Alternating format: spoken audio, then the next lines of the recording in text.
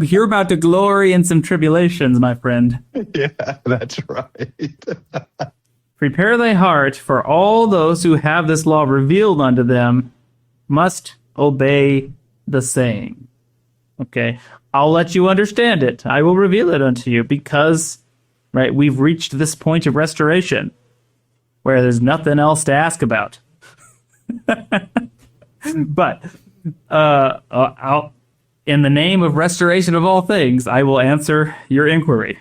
Okay, and I mean this, and that's the point I did want to make. Like it's setting a precedent, right? The restoration is progressive, and it's conditional upon inquiry and worthiness.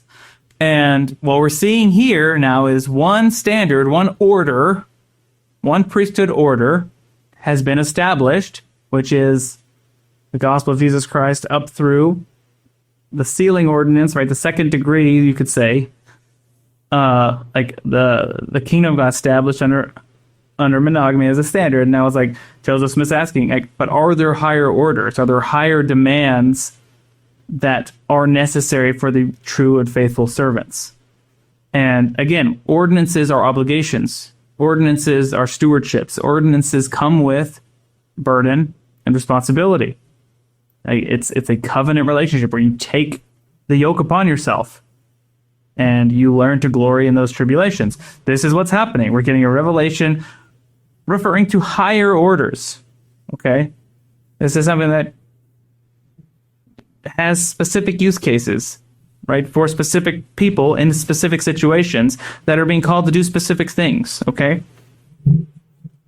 And it has to do with that higher patriarchal order of priesthood, which goes above and beyond this priesthood order of the Son. Right? There's two different levels to talk about here. Like, one's not replacing the other. Like, this isn't saying Section 132 is in place, now monogamy bad. That's not what's happening. It's not what's happening here, right? We're getting insight to higher orders. And then the revelation goes on to actually not speak about polygamy at all. We get the revelation of the sealing ordinance. We get the revelation that not only is monogamy good, but marriage has to be performed by priesthood keys in order to have effect into the next life. The Lord actually doubled down here on what the standard is, right? He's actually, for several verses in 132, he's basically reaffirming that monogamy is the standard, it's good, that the sealing keys and that the sealing covenant between man and woman as husband and wife is exactly what we're trying to do here. Like, before he even goes any further, he's already saying, this is good. Like, marriage is good. What we want.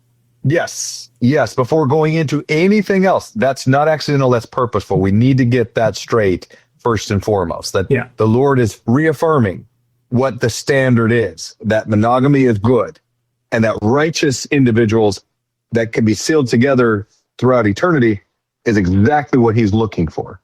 Yeah. So Joseph Smith goes, what's the deal with all these concubines? And the Lord says, well, let's get one thing straight first.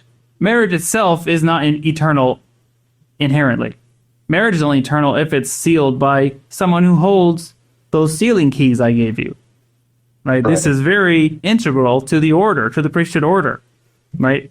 Authority, order. And we have a whole revelation just on priesthood, on sealing keys. Right? And likewise, it says anything that's not done by virtue of these sealing keys, right, will essentially be dead, right? Shall not remain after men are dead, neither in nor after the resurrection. Thank you for watching. If you found this content spiritually enlightening, please like, comment, and subscribe. Like the gospel, these little things make all the difference, and it helps the algorithm push out better content for everyone to enjoy on YouTube.